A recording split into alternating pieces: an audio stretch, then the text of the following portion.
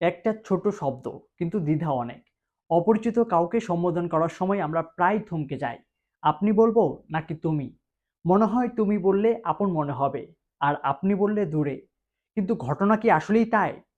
কাউকে প্রথম দেখাতেই তুমি বলে ফেলাটা হয়তো আধুনিকতা হতে পারে, কিন্তু আপনি বলার মধ্যে যে স্নিগ্ধতা আর আভিজাত্য আছে তার তুলনা হয় না।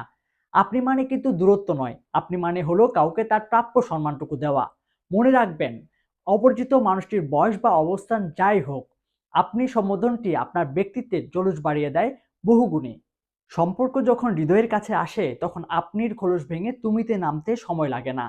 সেই আপনি থেকে তুমি হওয়ার জার্নিটা খুব সুন্দর, কিন্তু শুরুতেই হুট করে তুমি বলে ফেললে সম্পর্কে সেই মিষ্টি বিবর্তনটা আর থাকে না।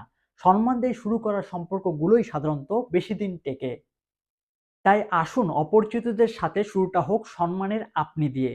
কারণ মানুষের মনে জায়গা করে নিতে স্মার্টনেসের চেয়ে ভদ্রতার ক্ষমতা অনেক বেশি।